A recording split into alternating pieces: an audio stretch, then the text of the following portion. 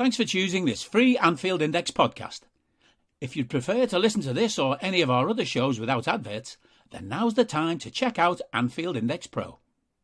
With AI Pro, you can supercharge your entire listening experience.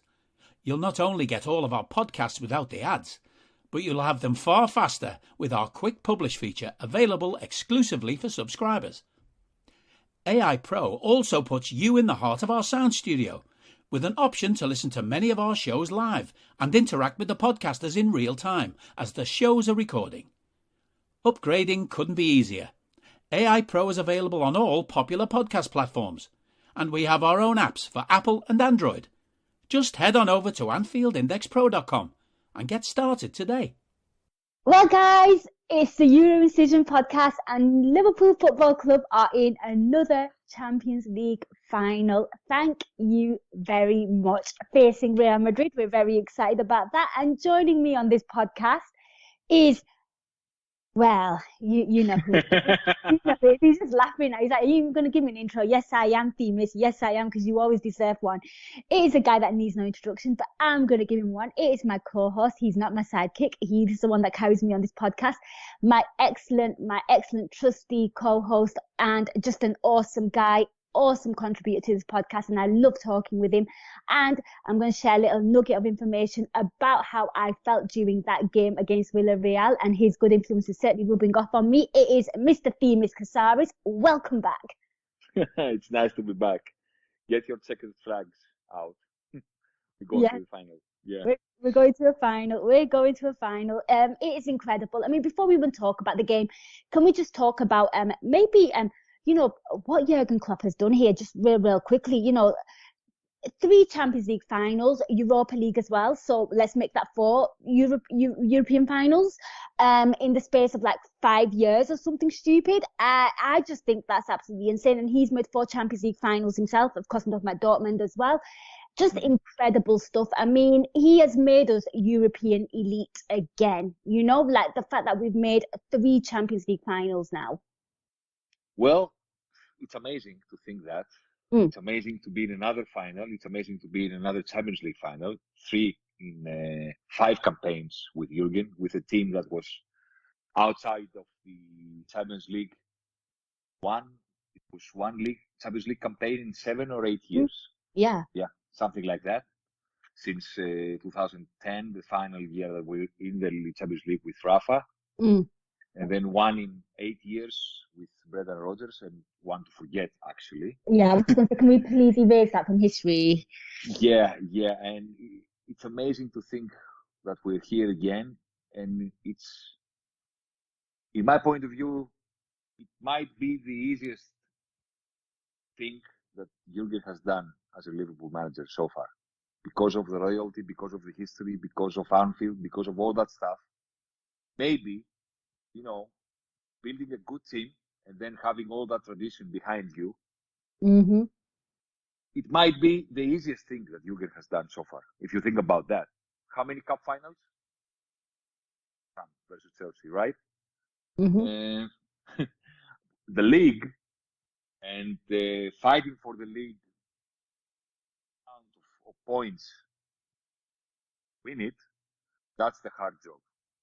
Playing in European nights at Anfield and away from home, winning every game away from home with the traveling cup behind you, having the red shirt playing all around Europe. Maybe 10 years time, if we ask Jurgen about it, he's going to say, you know what, that was the easy part. That was the easy part, because Liverpool, if they are good, they are meant to be there. We are European football royalty, one of the few clubs in Europe that can say that. Absolutely one of the few clubs in Europe that can say that and mean it, and have people nodding their heads and say, yeah, Liverpool, European royalty, for sure. We nearly said absolutely together, but you beat me to the punch. Yeah, I couldn't agree more. And it's just so nice being there and, you know, making that final again. And of course, for somebody like you who has covered so many Champions League finals, to actually have your team, you know, successively start, you know, making these finals, you know, that is just, I'm guessing that's just like a personal added enticement for you, that, yeah, I watched that one. It's just great stuff. But I mean, you know what, Themis, it's one of those games, and we're at that stage where I don't really overly want to talk about the game. We are going to talk about the game, of course we are, but it's, when you reach a final, you get to a stage where you just and breathe a sigh of relief. It's done, it's dusted. But I guess the first thing I want to do is, of course, Villarreal versus Liverpool. So, it's a return leg, and the team lineup was exactly what maybe a lot of people wanted and expected. I want to get your thoughts on that. I think, it was Klopp going for, I call it his Champions League team because of Konate of his plays. And, I don't know, I know you shouldn't really say that, but to me, that was his Champions League team. So your thoughts about the team lineup? I'm assuming you weren't surprised at any of the names on the team sheet. No. You said it about Konate and playing in the Champions League and away from home and scoring, of course. And Zota was about to get a start. Bobby would get one too if he was available, but we don't have him yet back and healthy. So it was Zota that was out and Diaz getting all the spotlight and stuff like that. So I was guessing that Zota is bound to get a start somewhere in those games. And so I wasn't surprised with the lineup midfield and everything like that. It was pretty standard. The performance was not, but yeah. Yeah, and we'll get to that in a millisecond. Yeah, I'm the same as you. I was like, yep, that's starting 11. You look at the bench, you see the likes of Diaz's name on there, Elliot, players that that Jurgen Klopp can bring on, Origi, the players on the bench that can make the difference. So again, this is the reason why this team is doing so well, because of obviously the quality on the pitch and also the extra sort of players that Jurgen Klopp can bring on, should things need to be changing, and things needed to be changed, and we'll get to that in a minute. But Themis, for me, it was really, really interesting, because to me, this game was a contrast of two halves, and we're going to talk about the first half. And before I get to that, I just kind of want to just let the listeners know how you rubbed off on me. So we've all watched the game. We all watched it live. I think our jaws hit our knees watching what we were watching, but I watched it with a couple of family members who are Liverpool supporters, and absolutely losing their mind. I even had a Barcelona fan watching it with me and said, this Liverpool performance reminds me of what Barcelona, how they were playing at Anfield. And I was sat there looking at it. They went there. Yeah. Okay. Yeah, they went there. And it was the first half going off. I've got Liverpool supporters, they're absolutely losing their mind. But guess what, Themis? I don't know. I was not happy with what I was watching. I was frustrated with what I was watching. But deep down, something very pragmatic in me decided to voice up and say, man for man, we're a better team. Player for player, we're a better team. And I'll tell you something right now. And I said to all of them, I went, if, this is a test of character now, and this is a test of strength, and, how strong you are, both physically and mentally. And I believe that this team, in the second half, you're all going to be apologizing to me. And you all owe me £100. Did I get the £100? No, I didn't. Not from any of them. I thought I'd put that out there, but I just felt the need to say that, because yes, I was not enjoying what I was watching, but I felt the need to be calm, and also I also made another prediction, because it wasn't a great game, Themis. Let's be honest. In the first half, there was no cohesion, there was no control, and I want to get your thoughts on this. There was no cohesion, there was no control. The pitch was an absolute mess on the right hand side. Where Trent was in the first half, and it was just absolutely hideous to kind of watch. But I said, can't string a pass. You know what? It's going to need a Fabinho thunderstrike or something. And I predicted that. Another Liverpool fan, my sister, said it's going to be Sadio Mane or Mo Salah, the trustees. And my nephew was like, I'm predicting a Konate head. I mean, I was right. Just like to put it out there. But we'll get to it in a minute. But the first half, the pitch was an absolute joke. There was no control. I felt like Liverpool were playing the occasion more than the team. I want to get your thoughts. Well, it was, a combination of many things. Well, I mean, sometimes, football is chaotic, and sometimes you can play an absolutely perfect game. You look up at the scoreline, and not only you're not winning, but somehow you're losing. The worrying fact of that first half was that, I don't know, maybe it was the worst 45 minutes of the season so far. I mean, I don't know. I have a quite good memory. I mean, it was a nightmare to watch because, Liverpool just finished one of the most demanding and, I don't know, a heavy month like April that we just finished, and we have another historical month ahead of us in May. But we played round of games with really hard opponents during this month, and at some point it looked like we're not only one of the best, if not the best team in the world right now, but it was almost like we are a divine football club or something like that. And all of a sudden we were looking like human again, like we can bleed, like we're vulnerable. I mean, it was, you know, at some point horrible to watch, not only because of the scoreline, the way we were playing. I mean, yeah, and we have to give credit to Villarreal, the way they performed. They gave everything on the pitch.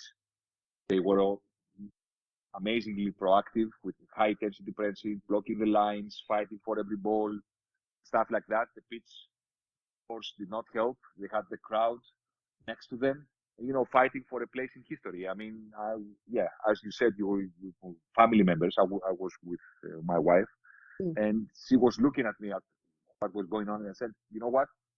They're playing the game of their life, these guys.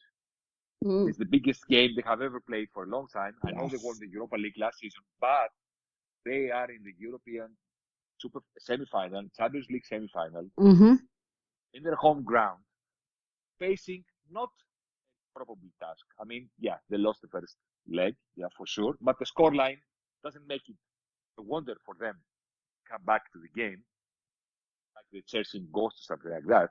They think they can do it. They have to put an effort, and it's working. So, you know what? It's football. It happened. And so I always have a fight with my colleagues at work and stuff like that when they take things for granted. And I tell them, bye bye, I'm going to watch the Liverpool game. See you all tomorrow. And they go on and ask me, who do you prefer in the final?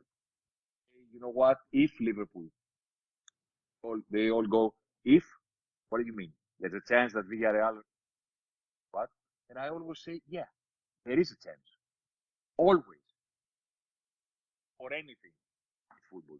And I went straight to the office the other day and I told them, did you watch the first half? And he said, oh, come on.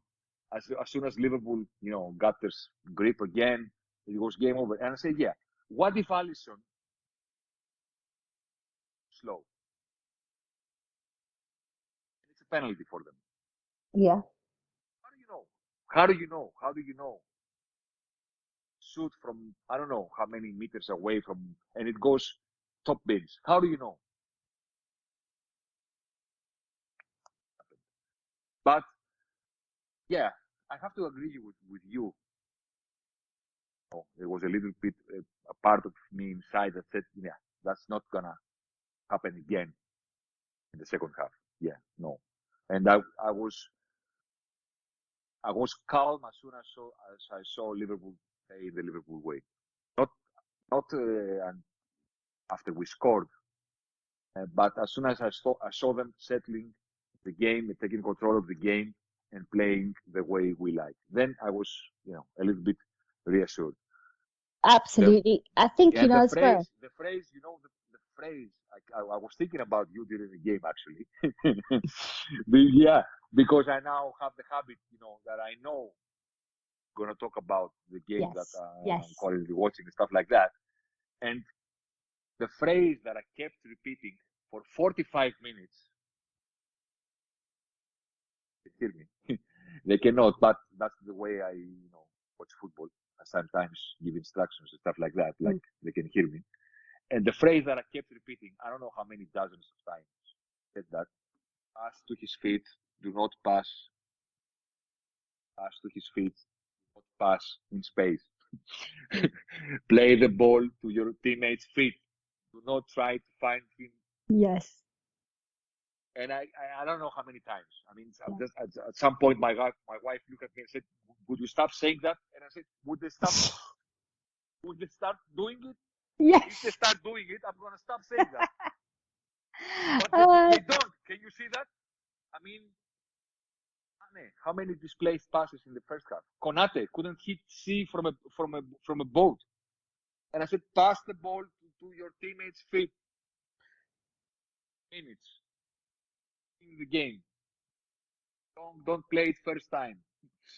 I mean, for the love of God, start possession. Keep possession for 5 minutes and let's all settle. Let's all hold our breath and settle and find our rhythm and start being Liverpool.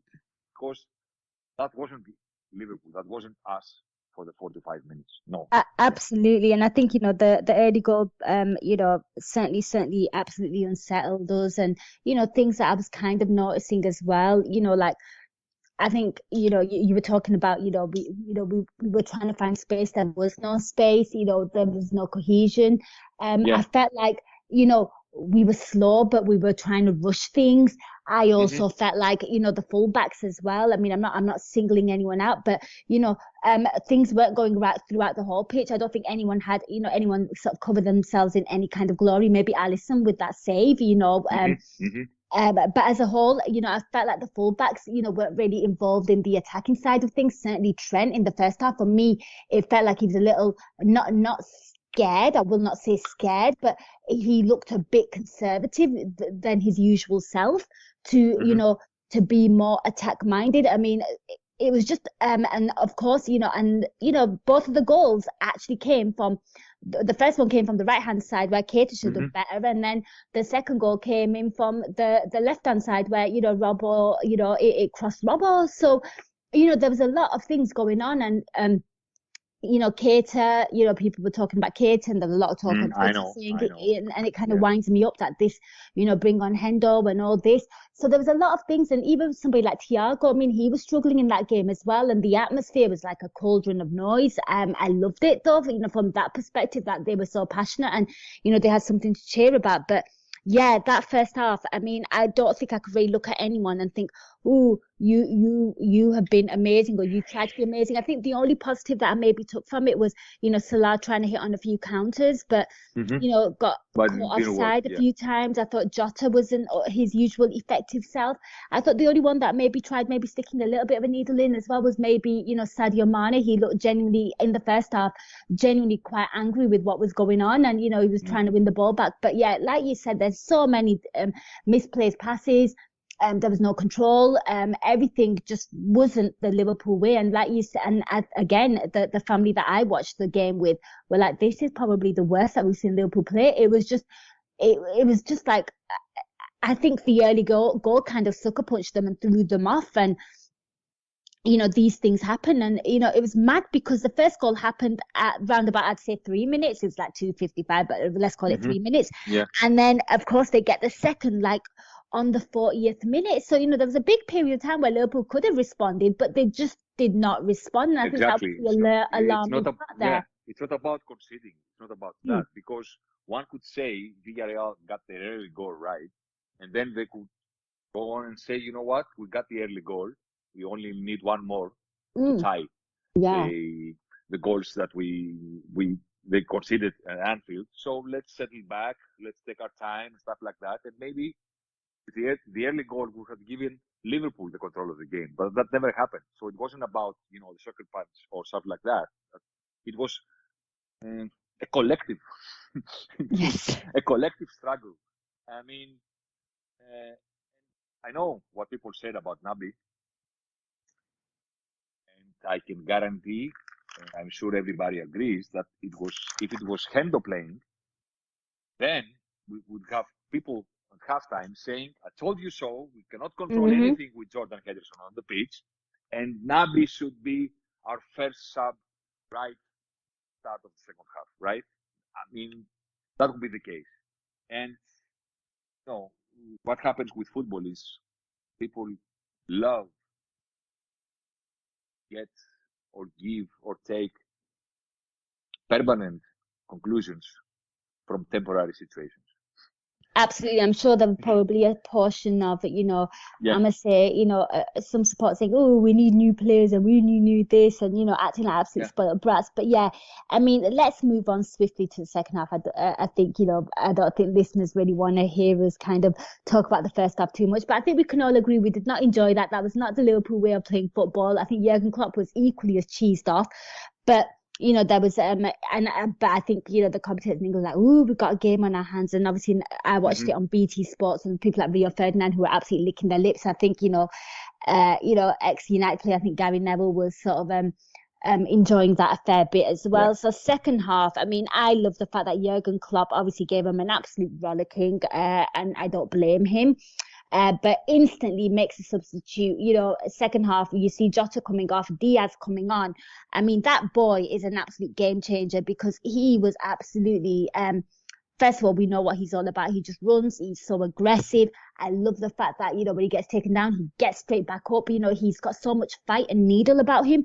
But I just feel like we started looking like a better team. We started looking more like ourselves. We were having, I think we were on something like 48 minutes or something. We never had a shot on target, which again is not it's quite rare for Liverpool to be like that. But I think we started looking a little bit better. I mean, there was that Trent shot that deflected off the crossbar at 54 minutes, and that was that point where I started believing that no, this goal is coming. Like it's definitely coming. And the more we were sort of attacking, I felt like the confidence was going more and more. I felt like Trent was being a lot more creative and attack minded, but we just looked better. We were passing the ball better. Maybe they took your advice. Players were finding each other. There was lots of 1-2s between the likes of, like, I don't know, like for example the goal against the goal that Fabinho scored where he played with Mo Salah there, but teammates were finding each other. I want to get your thoughts. Well, first of all, I love the way Jurgen himself explained it after the game when he was asked about Diaz. Which, to be fair, often he didn't make it as though that sub change. He goes, no, we were just basically I can't remember what he said, but he did. I remember because he said it's an obvious question, right? You cannot blame the reporter for asking that. But the way he handled it, he said, if I told you that Diaz was a solution, that would imply that Jota was the problem. Yeah. But Jota was not the problem. It was a collective problem, and we have to fix everything. I love the fact that, he said he decided that we needed Diaz in the game to stretch the game and to give them trouble, but he had absolute faith in our midfield. We have to be honest here. If anybody was Liverpool instead of Klopp, the first thing he would do is try to chase something in midfield, because that was the core that we all saw that nothing was working for us, not even without the ball or with the ball. Not pressing or resisting pressing and stuff like that, keeping possession, absolutely nothing. Even Thiago looked like an average passer of the game, right? So any other manager, I would say, would try to change things in midfield. But he decided that we needed to do things better. He had absolute faith in the same players to change things, to change how they approach the game, to take control of the game. And then, we should try and change something in our attack, bringing Diaz, the energizer, on. But as you said, I mean, if Diaz was starting, I don't think that we would have seen anything different in the first 45 minutes. Yeah, that wasn't the issue. No, I agree with you. And again, hindsight is a wonderful thing, isn't it, Themis? Because I love the fact that there was a player as angry as like a Diaz who came on off the bench to like say, hang on a minute, I got 45 minutes. It was a fresh set of problems. It changed up our attack because, of course, what it meant was Mane had to go more central. Yeah. Diaz out on the flank on the left, running absolute mayhem and bedlam, and Sadio Mane being free, and Mo Salah just being Mo Salah on the right. But I completely agree with you. But on 61 minutes, so we've certainly sensed the goal was coming, but of course And, should we be surprised that Liverpool were going to get a goal? It took, it was on the 60, it was around about 61 minutes. I mean, like we said, the passing just got better. There was a bit more link-up play, but Fabinho with a goal. And that's another thing as well. We didn't even touch this. In the first half, another thing that was maybe quite frustrating as well, and even the second half, was why are we not testing that keeper? We know he's fragile. We know he can't catch much. Why aren't we testing him? And then in the first half, we did start testing him. And second half, we did start testing him. And 61 minutes, Fabinho scores. I mean, he has that little nice little 2-1 with Mo Salah, where they kind of pass each other, and then he just puts it through the keeper's legs. I mean, for all three goals, I think you have to raise your eyebrow like Carlo Ancelotti there. I mean, he's bad. Well, about what you said, not testing the keeper. I think the answer is the way we approach games. I mean, we love to have control of the game and then try things.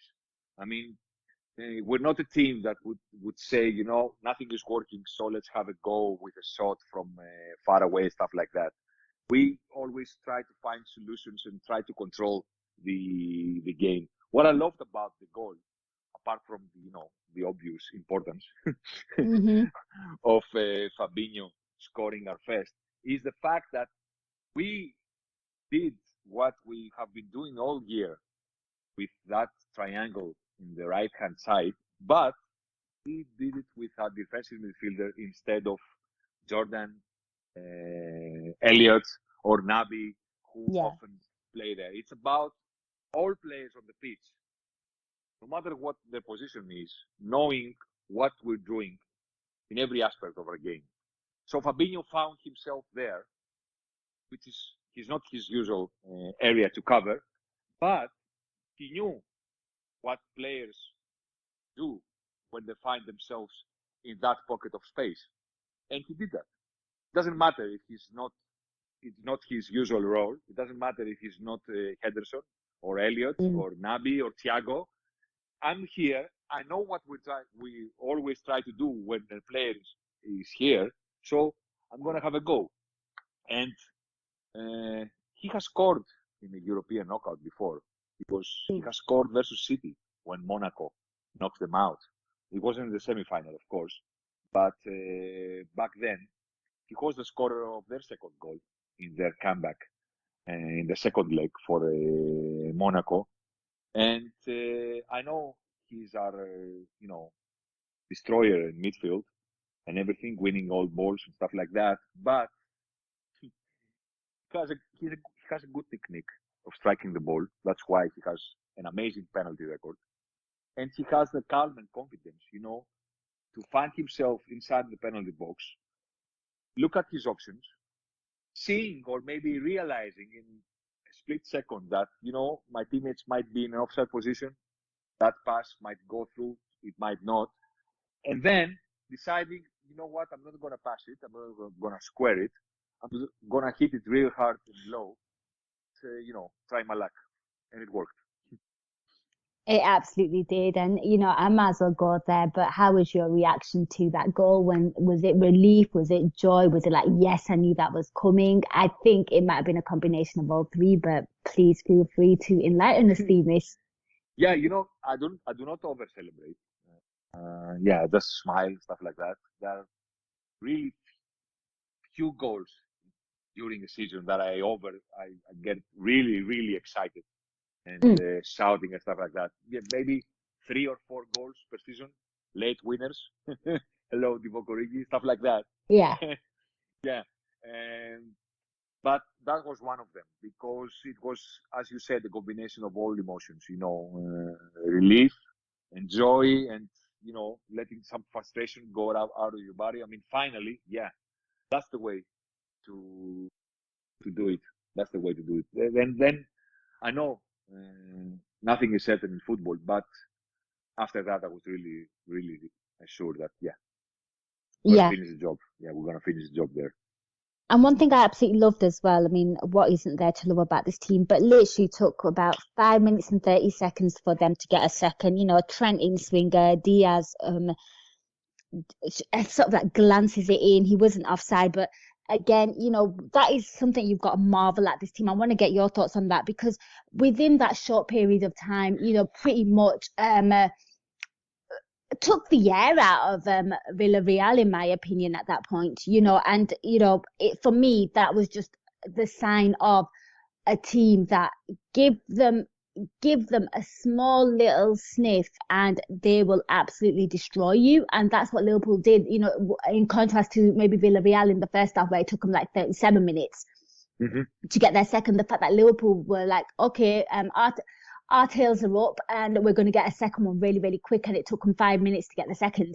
I mean, that is just, I know we've scored quicker goals in a semi-final, Themis. I know we have. And also the other previous game, the next game that we're going to talk about, same happened there. But, and I want to get your thoughts. And then, of course, Sadio Mane, Naby Keita plays him a lovely ball. And, the composure of Sadio Mane to do that. Because one of my, I must say, a criticism, if you want to say, I always think Sadio Mane is more of an instinct kind of player, but composure again. The keeper was in no man's land. He was an absolute joke, but for him to just kind of grab it, put it past the keeper, and just like calmly, and so much composure to put it the far right corner. But again, all three goals took a total of roughly about 12 minutes. So I want to get your thoughts on all the goals and just how threatening and deadly this Liverpool team is.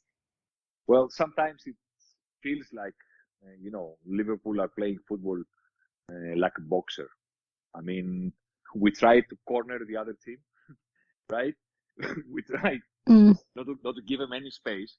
And then the second that we land the first punch, then we have the habit of saying, yeah, they're dizzy now, let's knock them out.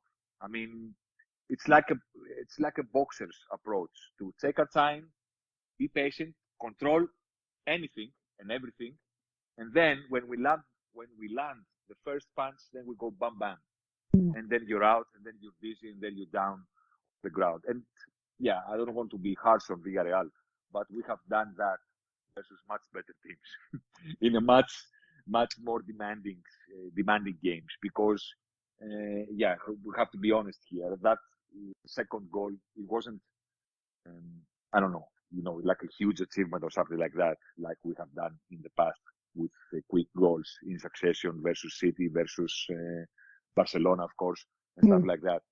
But it was lovely to see Trent in his favorite place right now. Yes. And looking at the box with that magical right foot. And again, I know we have talked about that before. The thing about Diaz, it's not his dribbling and his fight and will to take on his opponent. It's the way he combines that with movement without the ball as a striker. That he hasn't scored an individual goal so far. Am I right? Has he scored an individual goal? No. I don't think he has scored yet for Liverpool. Taking on the opponent and then taking a shot on his own and finding the back of the net. I'm sure he will score that goal for us and many times. But I love the fact that everybody's talking about the way he dribbles and the way he beats his opponent and the way he creates for us with that ability, but doesn't find the back of the net with that skill yet. He's finding the back of the net because when he's not in possession, he moves and thinks as a center forward. He moves and thinks as a forward who wants to score goals. And that's, for me, is the reason we picked him. Because for the past, I don't know how many years, we do not pick players that can do one thing well. We do not do that. We do not look for players that can dribble. We're not going to go on the market and say, you know what, we need goals, so let's find the goal scorer. And just that. We do not do that. Even Virgil van Dijk, who is a central defender, of course, and he can only play in that position, he's our conductor from behind, long balls and stuff like that. We do not buy players who only do one thing. We do not believe in that aspect of the game. Jose Mourinho always thought that football is about the specialists. I'm going to have Matic and then I'm going to have Fabregas, let's say, and then we have Diego Costa up front, and that's it, and we're going to win the league. It worked for him. We're living in the era when we cannot afford having players on the pitch that are only good on doing one thing. Yeah, Because versatility is key. Yeah, if they struggle with that, they can offer you absolutely nothing. If they struggle with that, they have nothing to offer. And then if they go for a period with out of form or stuff like that, they have absolutely nothing to offer. Yep. If you have Mo on the team and he's not scoring, you know that he's a threat. You know that he can dribble. You know that he can create. The same things go for Mane. You know what? The same thing goes for Diaz. It's not about dribbling and taking on your opponents. It's about moving, thinking, and executing as a goal scorer, as a poacher. Amazing signing. Amazing. Absolutely. Could not agree more. And I think, he's an absolutely exciting player to watch. And I love that you just kind of hit the nail on the head and I think that goes for all the players with regards to Liverpool. And I guess the next thing I want to ask you is, what do you make of Liverpool breaking the record? In a sense that, Sadio Mane's goal there, which we didn't even touch on, I think that's 139th goal in all competitions this season, just absolutely surreal stuff by this team. And yeah, just your thoughts on that, because again, this team is just constantly breaking records. Every game that is physically possible for Liverpool Football Club to play in this domestic season, they are going to play it. Literally, you have to sit there and just marvel at this team. So I want to get your thoughts on that. And imagine that, Mo, Sadio, Nabi had to play the African nations in between.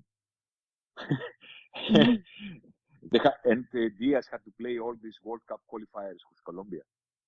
And this team set out to the beginning of the season, and they're going to end the season playing in every game possible. Goal scoring record, yeah. Imagine all the people that were saying we're having troubles in front of goal last season. Yeah. Talk about, permanent conclusions from temporary situation. It was only temporary, people. It was a really, really hard season. Yeah. Let's all remember that and laugh about that, because it was just, an interval and a really hard season. It's amazing to think that we're scoring all that goals, we're breaking all that records, winning every Champions League game away from home. Never happened before by any team, right? And we did that this season with that Sadio Mane goal, taking a win out from every away game in the campaign so far. I think the reason people do not talk about those records that much is that there are a lot of things up for grabs still left in the season. Absolutely. Yeah, when we won the league, we were so far ahead. People could find the time and talk about how marvelous and amazing this Liverpool team is, because even when we haven't won it yet, it was obvious that we're going to win it, right? So press and fans and all that stuff and pundits found the time to talk about how amazing this team was and which specific things were doing amazingly on the pitch and stuff like that. Now there is no time. There is no time to talk about the records. There is no time to talk about the players and the Jurgen and stuff like that, because we're still fighting for 3 titles. Yeah. And in 1 month's time, we could be the only team ever to win 4 of them, or we could finish the season as Carabao Cup winners. It's possible. You never know. So it's so many things up for grabs that people don't have the time to talk about the records and stuff like that. They're always thinking, who do we play next? What's going to happen in the league? What's going to happen in the cup final? And what's going to happen in Paris, in Paris as well. It's amazing to think that we have done all that and still we have the biggest month ever ahead of us. Honestly, it's so mad because literally I was like speaking to my nephew who's also a Liverpool supporter, and he was like, "Oh, we've got the FA Cup final on the 15th, so we'll watch that together, and then it's the 28th. We'll order some food and we'll chill out and we'll watch the game together, and we'll all have like a family thing get together." And I'm just sat there and I'm thinking, "Oh my God, I don't think I've ever had that feeling or that busyness in May." And anyone that's listening, I just wanted to sit back, pause, reflect, smile, marvel, and enjoy the fact that we are in this position, because I and you and everyone who's possibly listening to this podcast have been in a position where our season has been over in March. Yeah. April, like March, definitely. There's absolutely nothing to play for. I mean, you just got to sit there and you've got to have the biggest smile on your face. But Themis, with regards to this, you spoke about Jurgen Klopp just being absolutely sensational in the presser. To the reporter, not the presser, sorry. And of course, we saw Sadio Mane spoke to BT Sport, and he, put a preference out that he would like to play Real Madrid in the final. They asked Jurgen Klopp, "Are you going to enjoy it?" He goes, "Yeah, I'll watch it, I'll enjoy it."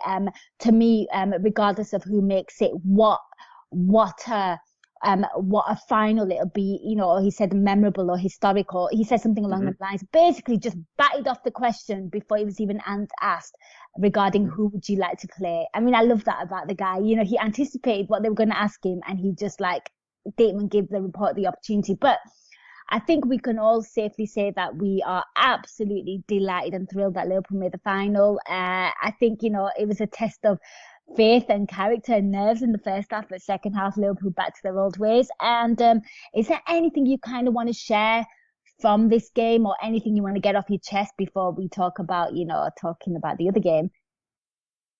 Well, no, football is as global as ever.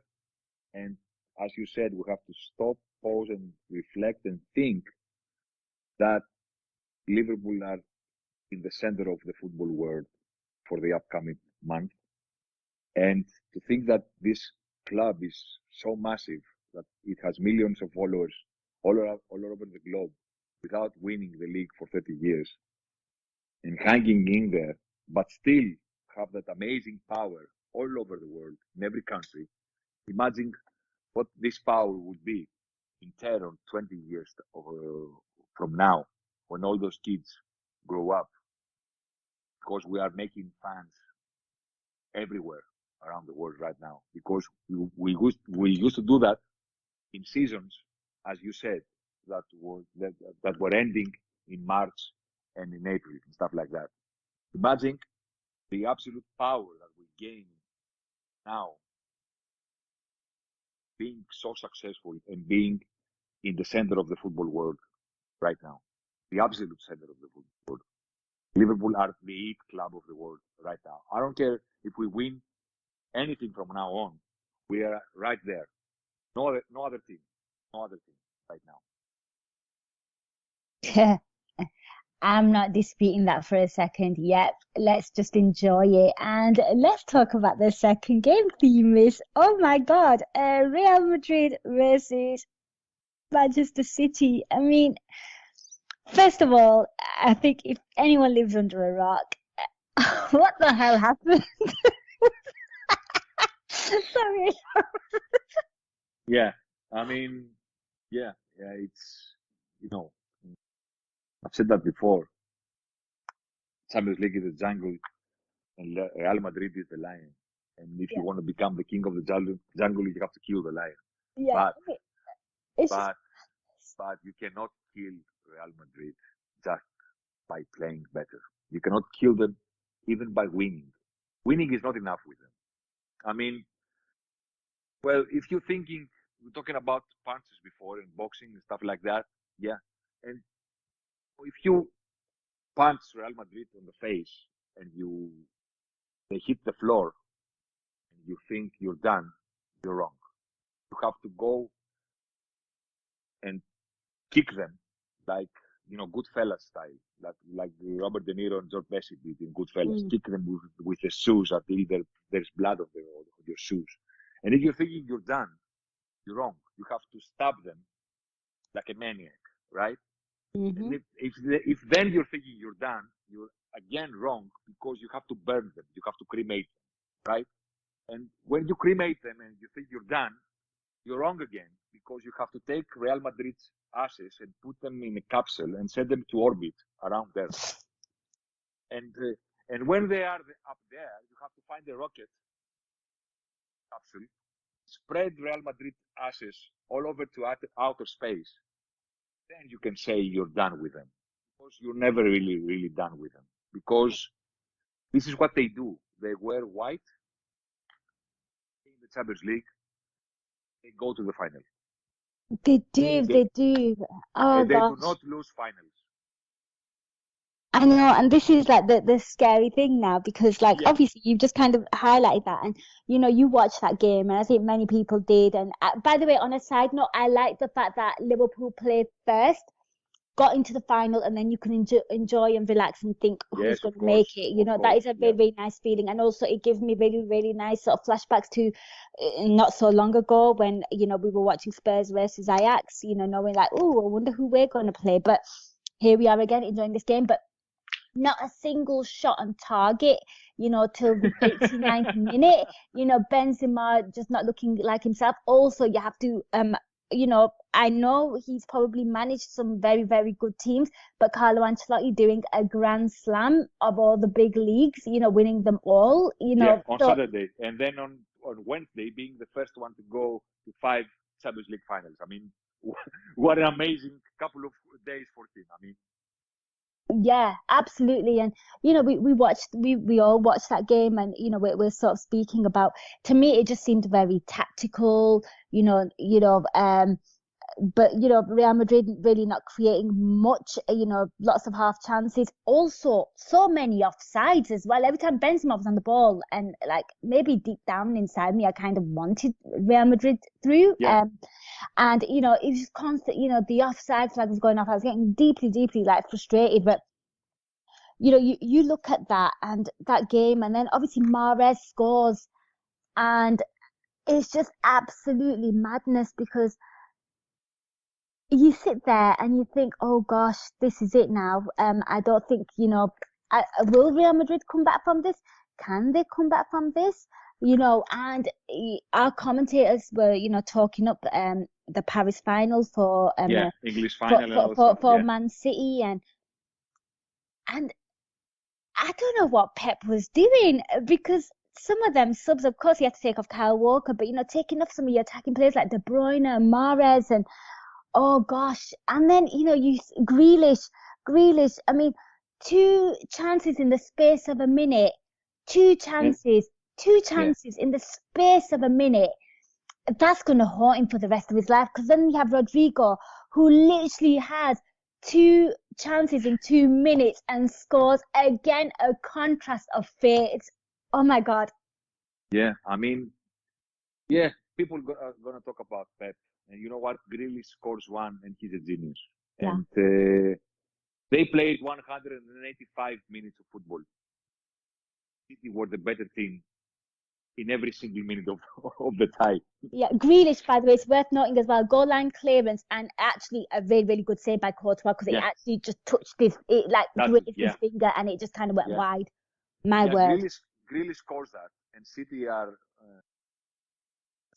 on the final, and they have advanced to the finals by winning both games. I mean, that's the scoreline that would have reflected what we saw on the pitch, but it didn't. And somehow they imploded again. I mean, those Rodrigo goals, it was like Gini Wijnaldum. Yeah, one square ball, right? Mm-hmm. Scoring with your foot, and then almost identical cross from the other side of the pitch, of course. Yep. Almost identical cross and almost identical leap, and the trajectory of the ball finding the back of the net. I was at work, and we had an a hellish night, because there was a huge basketball game, and it was, I didn't properly watch the game. I have to be honest with you, Mm. and but I have to be. I watched the final 20 minutes of the game, and I was reassured that City are the better team, and they have just scored. So yeah, Let's talk about that when it's done. And the minute they equalized, and I've looked up and I thought there were 6 added minutes, and I said, "They're gonna concede again. They're gonna concede again." I knew it. I knew they're gonna concede again because this is what Real Madrid are doing, and this is what about City are. Always something happens to them, and something always goes wrong for Guardiola and stuff like that. And it was the same scenario again, that Real Madrid are capable of doing that. One of the few teams in Europe, right?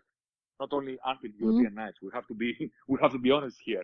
I mean, we love to say that only Liverpool can do that stuff of miracles, but no, yeah, Real Madrid can do that as well, and they have done it in an amazing campaign so far. But it's the other scenario. But you know what the crazy thing was? Themis, the crazy thing was, Rodrigo could have literally got a hat trick because Ederson again makes that save. Yeah. You know that way. Yeah, I mean, again, you know, like, oh my God, literally from nothing to everything, and that is a scary thing. The fact that this team truly never dies, and as soon as they got their first goal, and obviously you talk about the injury time, I was like, the ref better give 5 minutes because I want to see what City's resolve's made at. I want to see what they're about. Obviously, the subs that he'd made and everything. I was like, this gets very interesting now because, like you, I'm like, these lot make goals out of half chances. We have seen them scalp Paris Saint-Germain, who were the better team. Let's be honest, we're the better team. They did it to Chelsea, where Chelsea came back in the second leg, and then they just absolutely swatted them away again. They did it again. And you know what? They got literally a fair few goals at the Etihad out of like literally nothing. So it was going to be very, very interesting, and we weren't disappointed. I mean, to think that if the away goal rule wasn't scrapped, it was game over right there. I mean, it was game over right there. The second goal. City had all the luck that, you know what, you imploded again, but you have 30 minutes to get back into it. You have 30 minutes. You're not out yet because of the away goal rule being scrapped off, right? And you have 30 minutes to fight for your life. Nothing came out of it. I mean, Real Madrid, if you think about that, in the aggregate score, they were down 2-0 to PSG with 30 minutes left. 5 qualified. 4-3 to Chelsea in the aggregate score with 10 minutes left. 5. Yeah. and on Wednesday night, they were 5-3 down to Man City in stoppage time. 5, and they went through. I mean, Ruben Diaz, what absolutely idiotic penalty to concede. Oh, Idiotic absolutely. penalty. I mean, don't ever mention that guy in the same sentence with Virgil again. I mean, absolutely. Don't ever do that again. The fact that they had 50 minutes in the second half of extra time with Real Madrid, without Modric, without Casemiro, without Kroos, with Asensio, with Lucas Vazquez, with Rodrigo, Camavinga, who was amazing, by the way. Yes, I put that in my notes. Yep, I put that in my notes. And you spoke about Diaz. I was like, what the hell was Diaz doing? I also have in my notes when Rodrigo scored his first goal, Diaz was at fault there as well. Like, what was he doing? Not picking up his man. You know, there were errors, and you're right. And I think it just topped up his night. The fact that he gave away the decisive penalty. Yeah, and the fact that I thought to myself, you know what? They are down. Were thinking that they were going to the final, and now they have to play an extra time, and they have conceded. But I thought that Man City would do something in the second half of the extra time. I mean, I thought that Real Madrid were running on fumes, and they have to try. They didn't have a single shot. So that's testing your luck, from far away. I mean, you're out of the campaign. You have to shoot. You have to try because you're going out. Have a shot in the most amazing way. And I know we are old enough. No, from all those years of watching football, that anything can happen in knockout stages. Nothing is impossible and stuff like that. The fact is that football is so amazing because as many times, as many wonder moments you can witness, you are never really prepared to witness it again. I mean, each time that happens again, thinking happened. I mean, how is that possible? How Yeah. can they be out of the campaign? How be out of the final, being absolutely the better team in both ties? How can they be out? Well, they are, and I have to be, honest here.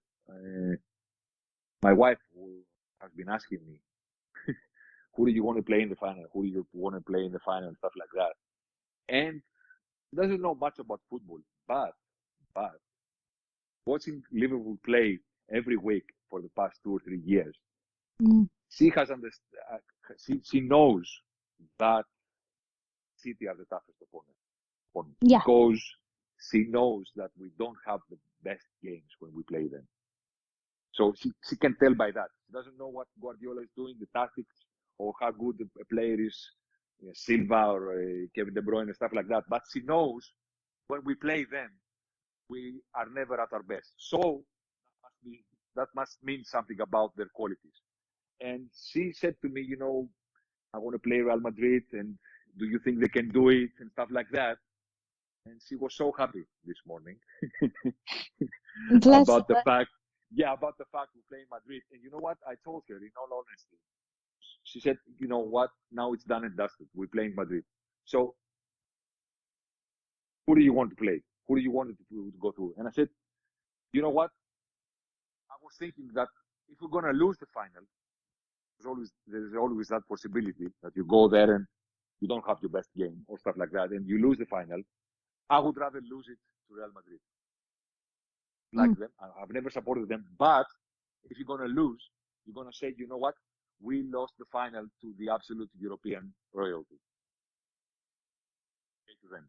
They are the team that can always find a way to go through, and they never lose a final. So fair play to them. I would hate to face City and lose the final to them. Yeah. And see them celebrate the first Champions League tie. If you told me that you're going to win the final, I would love to play City.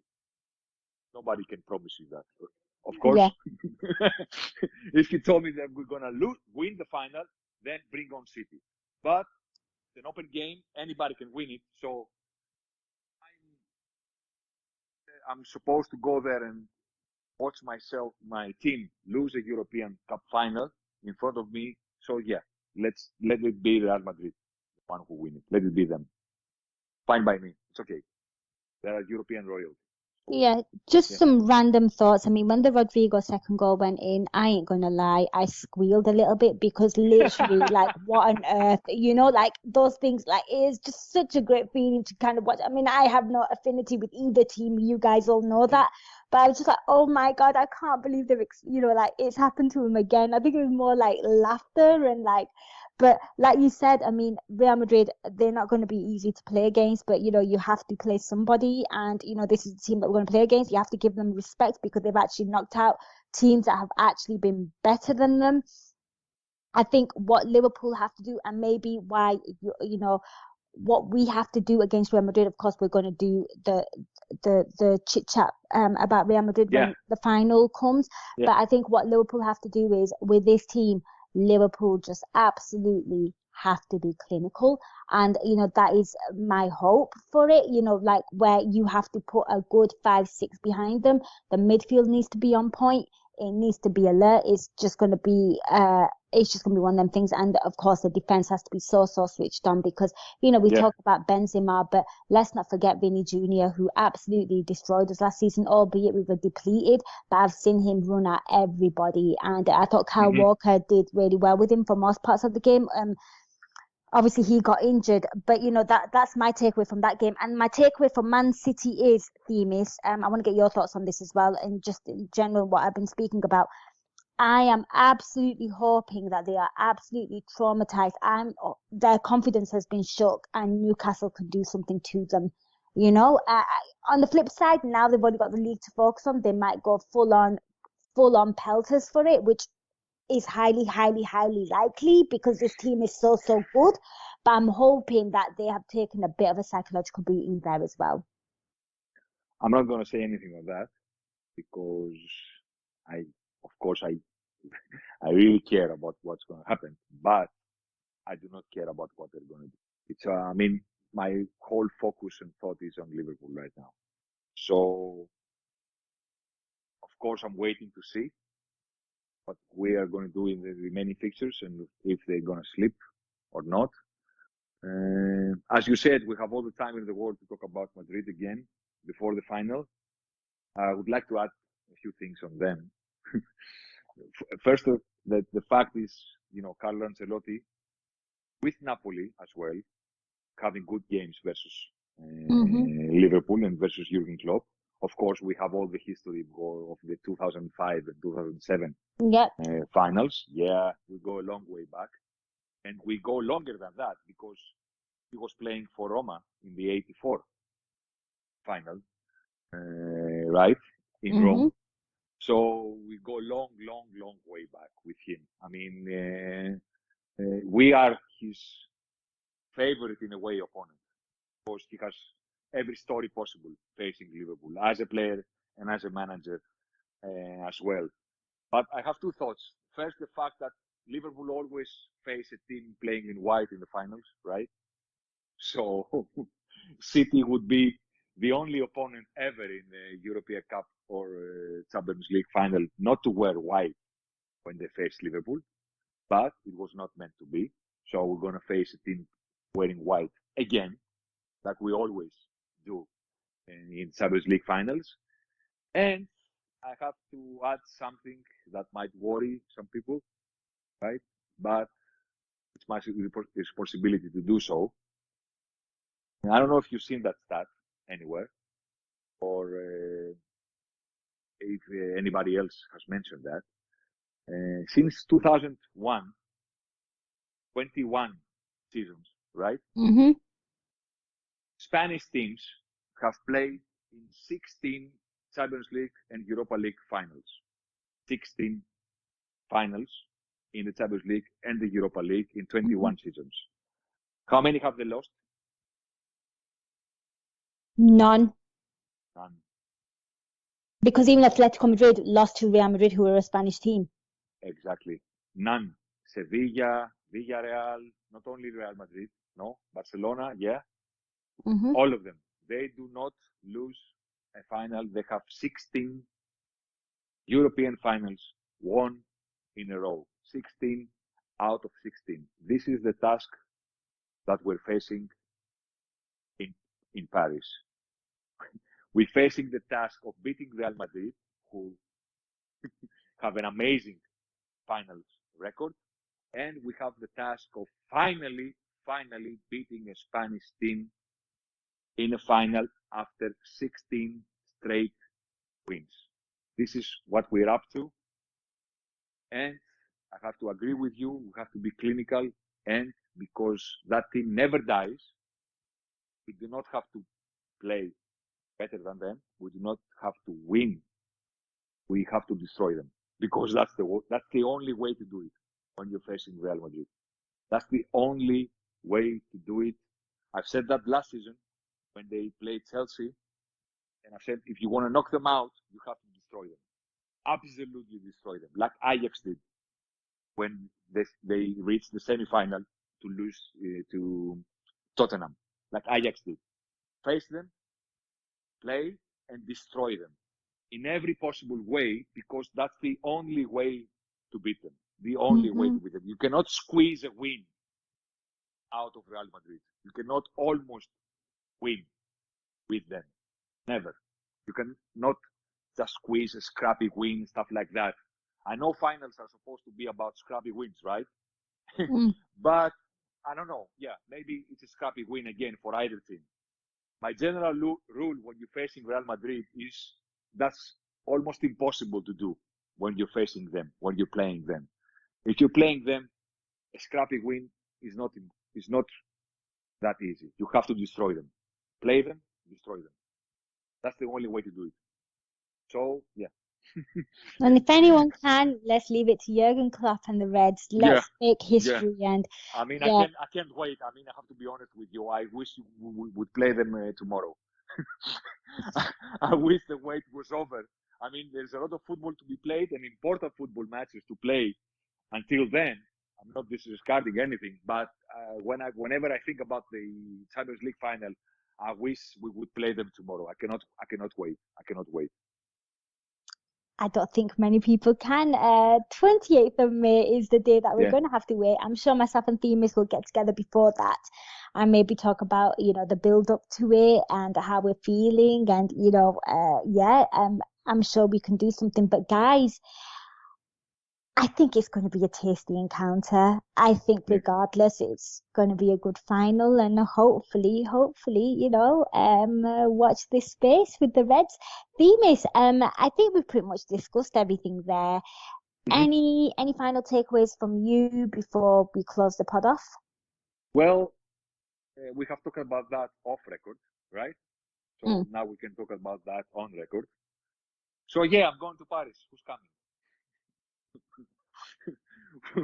Who wants to drink a beer or stuff like that? I don't know my timetable because I'm gonna be working and stuff like that. But I think I can find time to have a beer with anybody. So yeah, I'm going. Who's going? I'm gonna be there. Yep. I'm sorted. My tickets are sorted and stuff like that. So yeah, let's all meet in Paris. That's what I have to say. Yeah, I think AI are going to have a meet-up. I think Gags and Harinder and a few people will be there. So definitely contact them, and you can meet some of some of the podcasters. Guys, if you're going to Paris, drop us a tweet so so Themis can keep an eye on it. So yeah, if you are going to Paris, not jealous at all, just saying. I'll be washing my hair that day. You know what? At halftime versus Villarreal, the tie, up for grabs as far as the scoreline was concerned. My wife was so angry with what was going on. And she said to me, I don't care if we booked everything, I'm not going. If Liverpool are out of the final, I'm not going. I said, be serious. We have paid everything about, and it's Paris. So we can all have a great time there without Liverpool being on the final. And she just said, for shopping. And she said, no, I'm not going. I'm not going to watch a Villarreal City final. I'm not going. You're going by yourself.